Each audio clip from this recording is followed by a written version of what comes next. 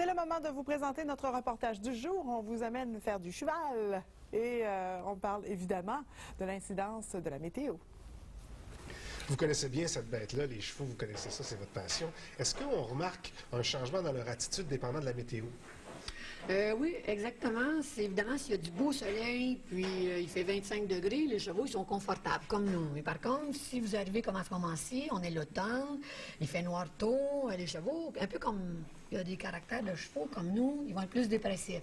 Donc, il faut les motiver. Justement, vendredi passé, il y avait un cheval qui ne filait pas et tout. Il faut lui le motiver parce qu'il pleut tout le temps et tout. Donc, c'est la même chose. Ils nous ressemblent beaucoup, les chevaux. Puis vous en avez deux qui passaient l'hiver dehors, comme dans une tempête de neige, ça réagit comment un cheval?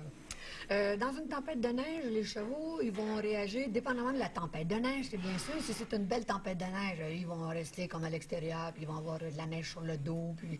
Mais s'il fait une tempête, là, ils ventent beaucoup, puis là, à ce moment-là, ils vont se placer dos à la tempête pour pouvoir être confortables avec le moment présent. Là, on a du mauvais temps, comme des orages, des choses comme ça. Comment vous faites pour remarquer que le cheval est fait... son attitude est en train de changer, là?